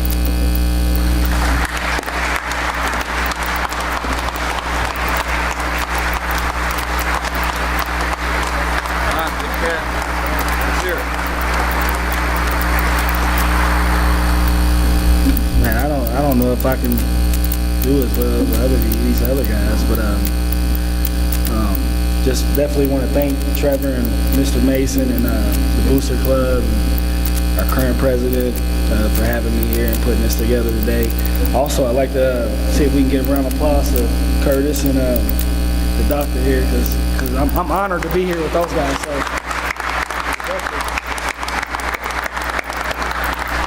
I think if I can become half of the men that these guys have grown up to be, I think I'll be pretty successful. So definitely, I'm honored to be going into the Hall of Fame with you guys. As Greg talked about that track, I'm pretty sure that track is the The only thing that I did not like about Barton, it made me quit the team like 3 times. And of course I always came back, but I did used to tell the coaches that I came here to be a basketball player, not a track. I wasn't a track star. But those 6 a.m.s at that track, I'm telling you, man, it was tough. It was tough, but we made it through. Just want to talk a little bit about the special team, because I can't accept this today without those guys. I mean, it was a very special team, and it was family. It was my family away from home. I mean, it was a 15-hour drive for me to get from New Albany, Indiana to here in Great Bend, and or a flight. So that was my family. And of course, we had the boosters, Mr. Mason, and some of the other people. If I failed to mention, I really appreciate you. Those guys were my family, and we did not know what we had when we put that team together. The only person coming back from the team prior to that season was Alexander Radojevic, and everyone else was new. And that was 11 players bringing back with 1 player, and we didn't know what we had. And I think 5 or 10 seasons in, 5 or 10 games in, I think everyone in the community knew what we had. It was a special team, and we ended up being number 1 in the country, just like that. And I enjoyed every moment of it. Great Bend still holds a special place in my heart, and I wouldn't be where I am today. I would have never, been able to play Division I basketball again at LSU if it wasn't for this great college, and this is a great college. It is a great college. So, I think some of the basketball players back there that on the current team, this is a great place. Barton is a special college, and you should be honored to play here. There's been some greats that's come before some of you guys, and I'm sure that some of you guys are greats, and they'll be greats after you. So cherish these moments, because it's not every day that we get to enjoy these college moments. They go past really, really fast, and you'll be looking back 10 years back like, I wish I'd have done this, or I could have done this different, do this different. But very honored to be here. I'm going to be short and sweet as well, because I'm hungry too. But when Trevor reached out to me, I told him I wouldn't miss it for the world. It's absolutely an honor to be here in front of you guys today, and I wish I could be back here a lot more. Jason, thank you for coming. Doc, I seen you over there. I didn't get to talk to you yet, but I will talk to you here shortly. Definitely honored to be here. Thank you, Trevor. I don't have very much to say, but I appreciate all the time that I spent here, and all you great people in this community. Thank you very much for everything you've done for me and my teammates as well, because without those guys, none of this would be possible. So thank you again. I appreciate it.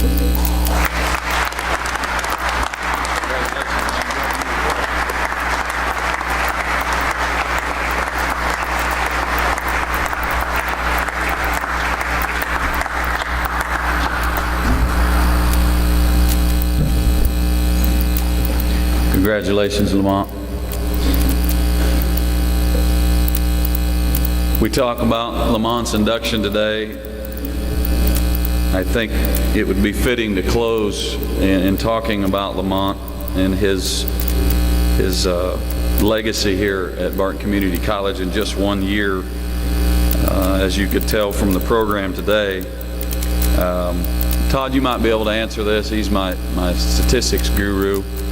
Have we ever had another NJCAA National Player of the Year at Barton? It's a great question. And if Todd doesn't know, we're in big trouble. But he'll find out, I promise you. I'll have that answer in about 30 minutes probably. Yeah, and my guy over here wants to know where his plaque is at, because he said he leaves Barton and I don't know if the coach put it in his drawer and forgot to give it to you or what, but he's wanting to know if his National Player of the Year plaque is laying around here somewhere. So we're going to have to put somebody on that mission to see if we can find that, because that's certainly something the guy needs hanging in his office. But again, not only to be an All-American and the leader of that team that went to the national championship game, but to be honored as the National Player of the Year in the NJCAA is a pretty special place to be. And so definitely.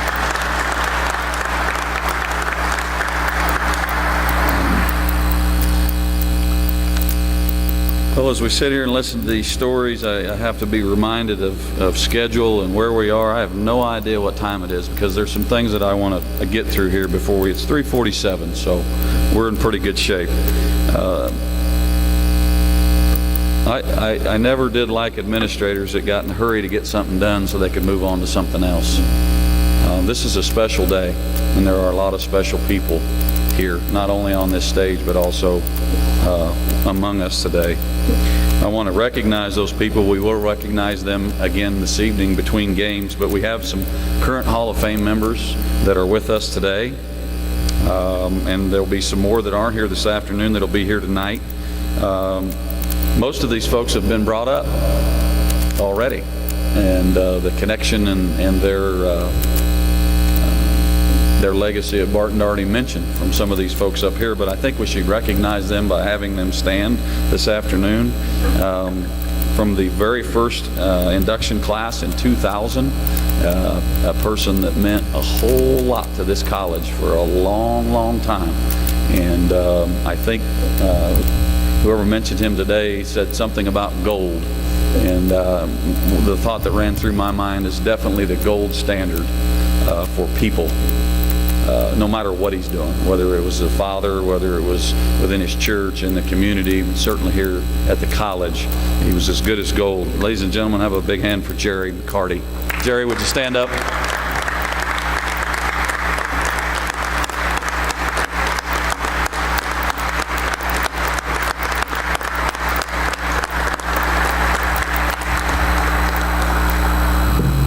Curtis kind of mentioned it, and Lamont was kind of mentioning those folks that meant a lot, and they didn't really know it. Jerry was one of those guys that when I went to school here and played here that, I didn't become extremely close with Jerry. He was the athletic director here and the women's coach. He was usually probably mad at me because I was chasing half his team around every week to see if they'd go out with me. But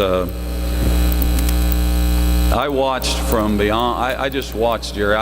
And somebody mentioned that earlier about watching older players. I think Curtis mentioned that when you were a kid. Kids don't do that anymore. I got an 8th grade boy, and I'm always, I want him to go to the games, and I want him to watch, and he'll pay attention a while, and then he's on to something else, and then he's on to something else. We didn't have all those gadgets and something else's to do when we were little, and we watched people. We watched players. We watched coaches.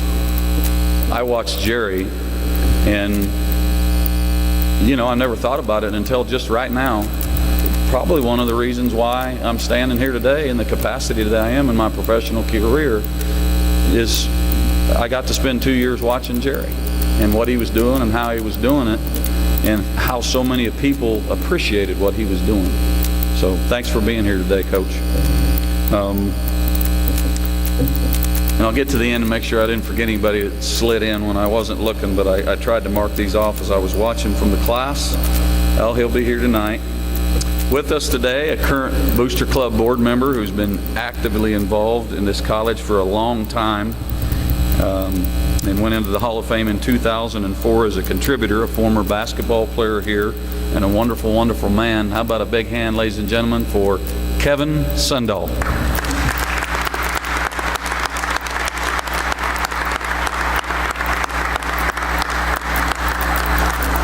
Thanks for being here, Kev.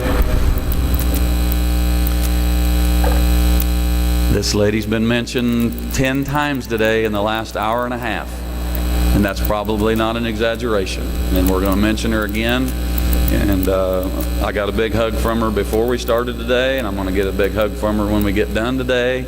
And I'm a hugger, and probably I like a lot of things about Dana, but I like that she's a hugger. And she's been a very, very special person to this college for a long, long time. From the class of 2006, ladies and gentlemen, how about a big hand for Dana Foss?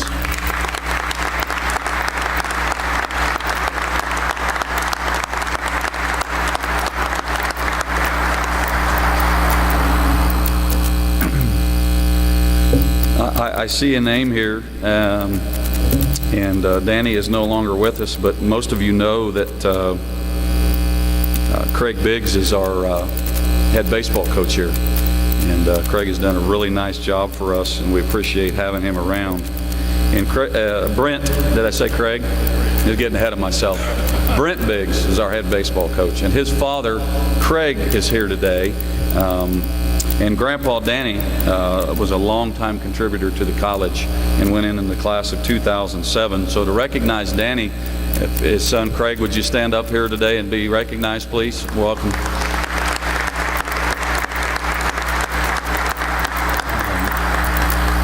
Talking about the Hammeke family being synonymous with Great Bend and all that. The Biggs family is definitely synonymous with our college and our baseball program.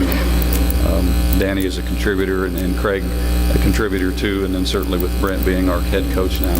It's good to see Craig here today. Again, I will probably miss somebody. I'm going through my list here. He'll be here this evening. In 2013, this gentleman was inducted, the founder of the Booster Club at then Barton County Community College. So that ought to tell you he's been around a while. And he's every bit a part of things now as he was clear back in 1969. And his name is right there, along with his wife, Kathy. And Kathy serves on the Booster Club board currently. And I know he's here today. Ladies and gentlemen, our 2013 inductee, how about a big hand for Larry Shugart.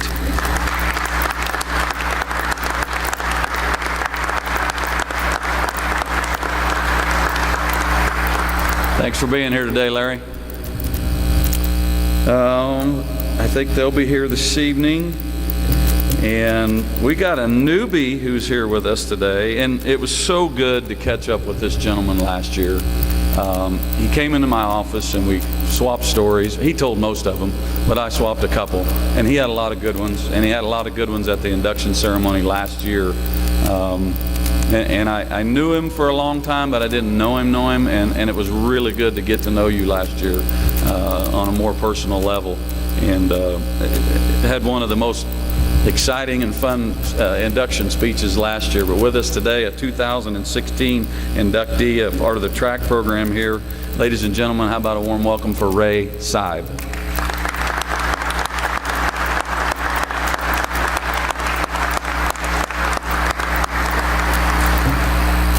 Is there any current Hall of Fame members that I didn't catch on the way in?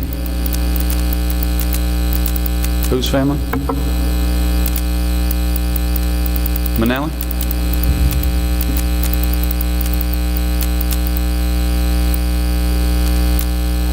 We're good? False alarm? Okay.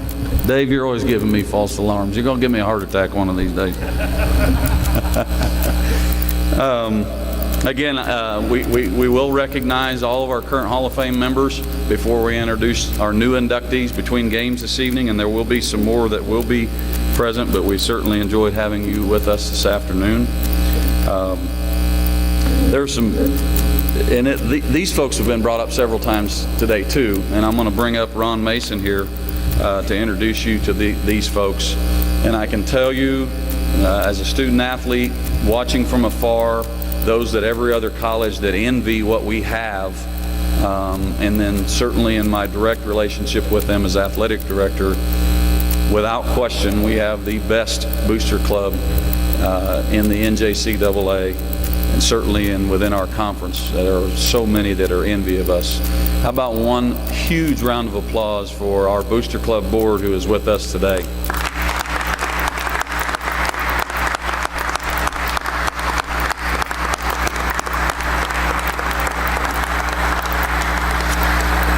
The president of the Booster Club this year is no stranger to athletics here, and as Lamont had mentioned, and Ron had been in conversation with Lamont and DeMarcus leading up to today, been instrumental in a lot of things that have gone forward with our Booster Club.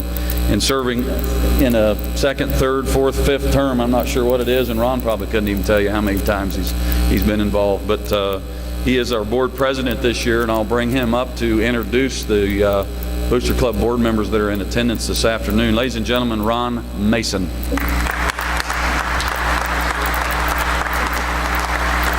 Thank you.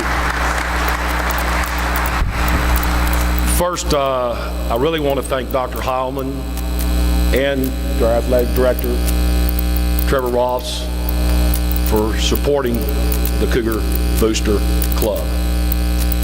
It's been phenomenal. We've had a great time. We continue to do it, and we always will.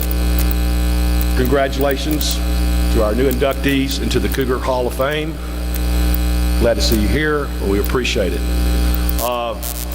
We're doing a lot of things within the Booster Club. We've got our golf tournament coming up, of course, to help fundraise for the student athletes here at Barton. And with that, I'm going to start introducing the blue team. They are the team. These are the guys that help support Barton. And it's just been a great time to see everybody here today. First, I want to introduce our Vice President, who is Kathy Sugar. Please stand, Kathy.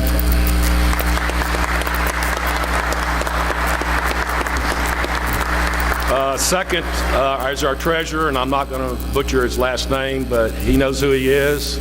Chuck, thank you very much. Fellholder.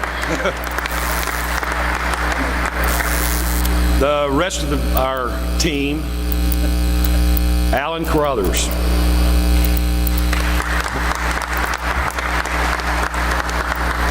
Barbara Schwartz, she's in the back.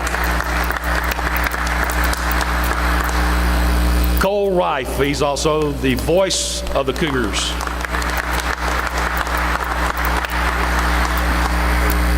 The old team member, David Foss.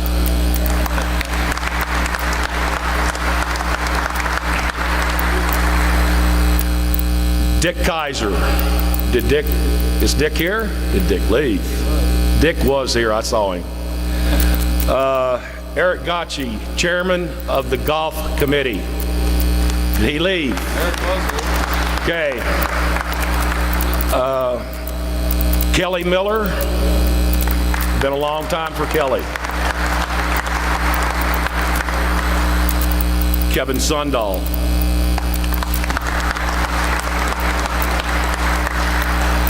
Linda Sisson's not here, but she is greatly appreciated for her time. Sandy Smith is here. Thanks, Sandy. She's been great for our... Steve Divis, longtime member. There are other members that aren't present, but again, Brooke always helps us out. Todd always helps us out. And I mean, we get back to the athletes here, and we do our best to help these guys out with their future, because Barton is you come to the JUCOs and junior colleges and you take that next step. We're here for you, and we always will be. Again, I'd like to thank the 2017 class for being here today, and again, thank Trevor for what all he does for us and guide us. And Dr. Heilman, thank you, sir. I guess I'm done. I don't need to say anything else.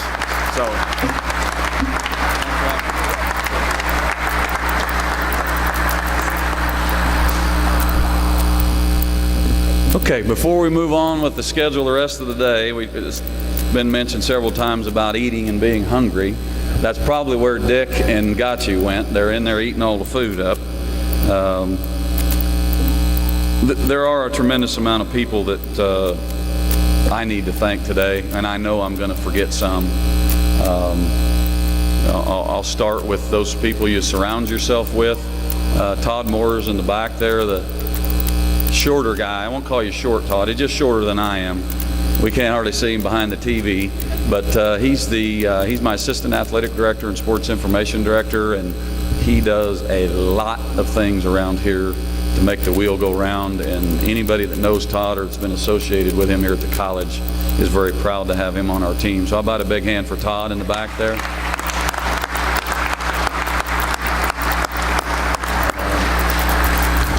Brooke Thompson, I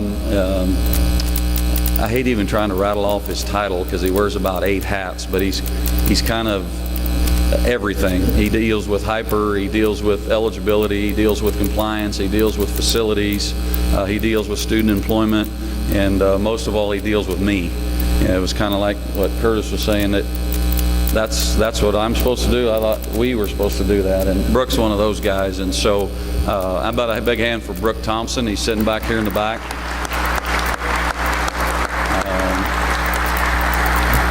I'd like to thank my staff, my coaches. Doc has been mentioned several times today.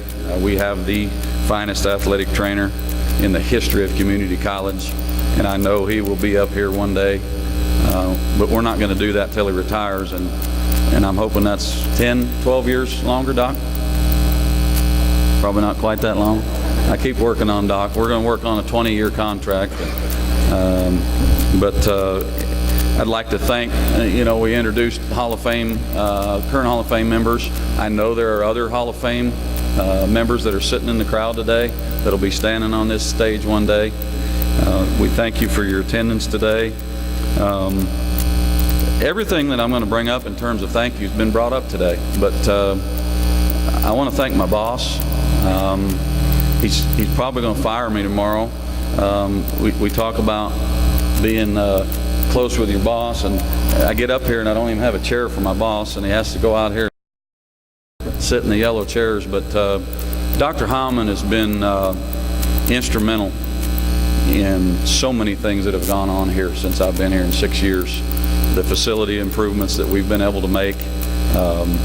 Curtis mentioned this earlier too. We have donors who are sitting in here today who have been instrumental in making facility upgrades happen. The support of the board, and certainly Dr. Hammeke's support has been very important. We have a trustee member sitting over there by Dr. Hammeke today, Mr. Don Leonard, who's been on the board since I've been here, also instrumental. It's a team. It's a huge team. And with Dr. Hammeke's guidance and leadership, I've been very proud and pleased to be a part of that. And Don, thank you as a trustee member for everything that you folks have done too. Our student athletes, these guys would tell you, Curtis would tell you, I'll tell you, you don't appreciate that near enough while you're here, but you certainly appreciate it a whole lot more for you young folks that are still with us today when you're gone, and what makes this place so special. So thanks to those people and the leadership here. I'd be remiss if I didn't thank our Booster Club board one more time. It's been a joy working with you. The Booster Club board has gotten bigger and stronger and more things going on in the time that I've been here, and it's been awesome to see that grow, and we couldn't have done it without leadership, and Ron certainly in those shoes this year. I'd like to thank the ladies for helping get everything together over there, the goodies today, and we had some help from some student athletes.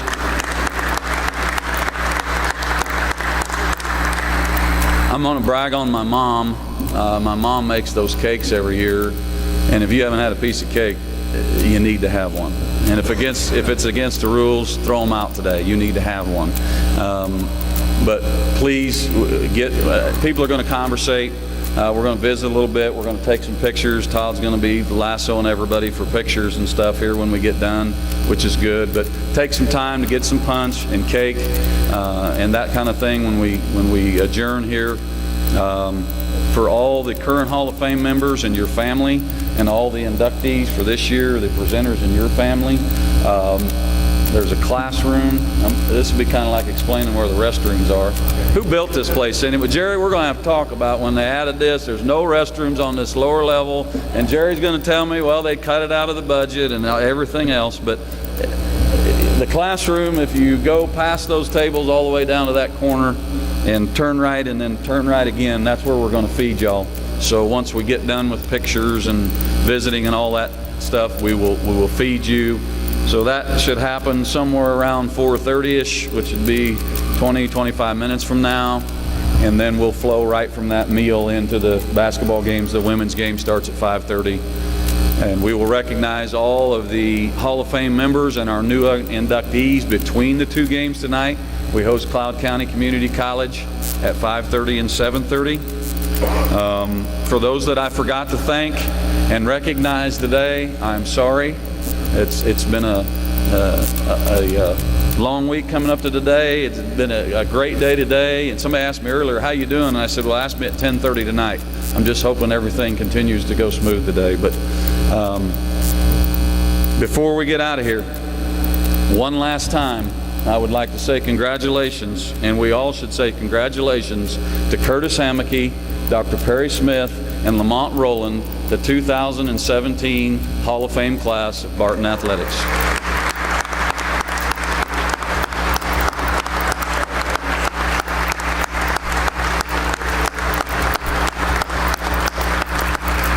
Kelsey, I think they're ready to eat too. Again, ladies and gentlemen, thanks for being here this afternoon. We hope you'll stick around for the games and that we'll see you for our recognition this evening. Did I forget anything, Todd? Pictures, yeah, I told him that. Ladies and gentlemen, thanks for coming.